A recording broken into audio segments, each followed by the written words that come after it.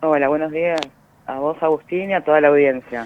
Casi 3.000 millones de pesos de presupuesto. Esto es, me imagino, para el año que viene. ¿Alcanza eso? ¿Es lo pertinente? ¿Es lo aconsejado? ¿Es lo Y, necesario para salud mental en la y provincia de Neuquén? estuvo muy pensado, el número fue sacado viendo lo que fuimos en realidad usando este año y lo que fueron los gastos que se tuvieron, así que esperamos que sí, que sea lo que alcance. Ujú. ¿Y cuál es la prioridad digamos, en ese monto, en ese presupuesto?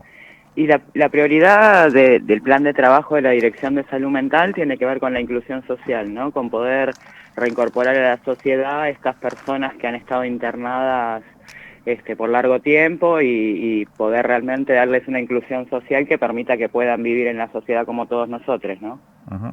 Eh, Cuando hablaba de prioridad, digo, ¿cuáles son esas patologías sobre las cuales van a centrar o se centra hoy la mirada cuando hablamos de salud mental?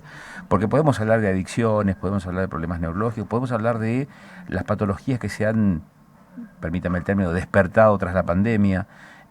¿Cuáles son esas prioridades?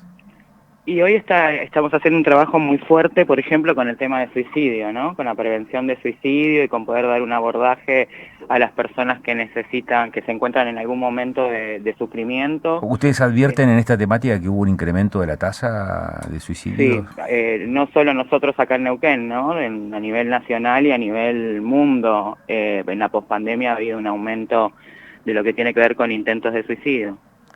¿Y de qué magnitud ese aumento, Analia? Y está viéndose a ver, por ahí números no te puedo dar de acá locales, Sí. pero sí decirte que nosotros tenemos una línea de contención telefónica que funciona en Neuquén Capital y sí se ha visto que ha habido un aumento en los llamados, sobre todo en lo que tiene que ver con cuestiones de angustia. No, mucha gente que a partir del tema del aislamiento y todo esto han quedado cuestiones de miedo y, a ver, no solo de los temas de aislamiento durante la emergencia sanitaria, sino ahora, ¿no? Con las cuestiones sociales y económicas que han quedado después de eso, ¿no? Ujú.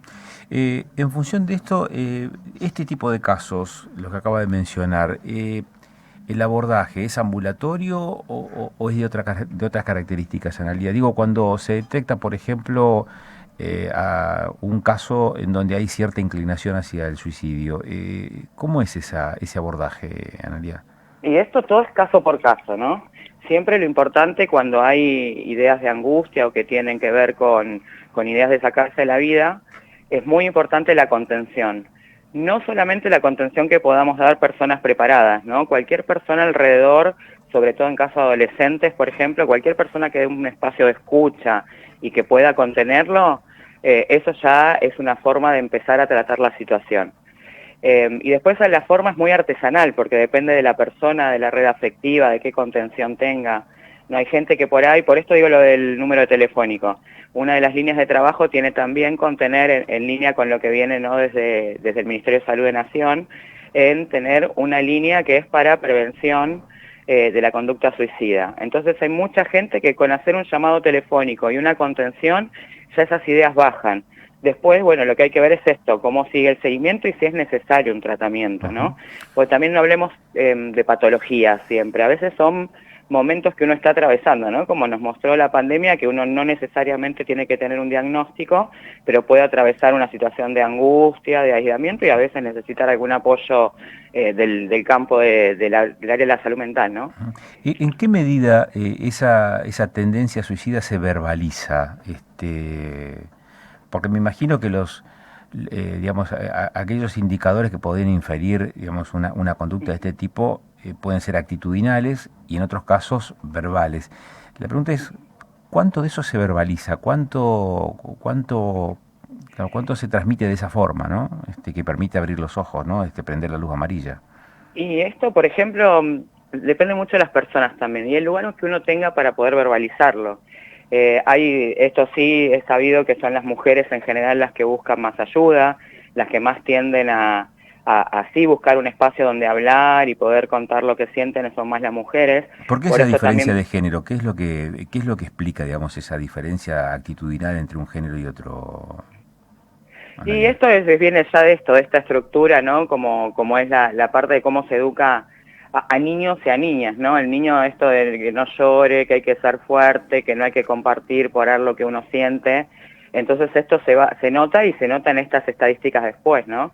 La mujer busca más ayuda, quizá la mujer dentro de las estadísticas hay más intentos de suicidio por parte de mujeres, y en caso de hombres los suicidios hay más suicidios consumados, ¿no? En esto de no mediar la palabra antes.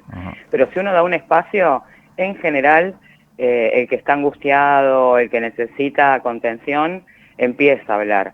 Es cierto, a ver, que no siempre es previsible, ¿sí? Hay veces que sí ocurre que sin previo aviso ocurren cosas, pero siempre en general, no siempre, pero bueno, en general, alguno puede notar indicadores. No necesariamente por ahí la verbalización, pero sí en adolescentes, por ejemplo, es importante estar atento a los cambios de conducta, a los cambios de grupos, al aislamiento, a correrse de los espacios que antes le causaban placer o en donde estaba contenido y que empieza a dejarlos. Estos son indicadores que es importante mirarlos.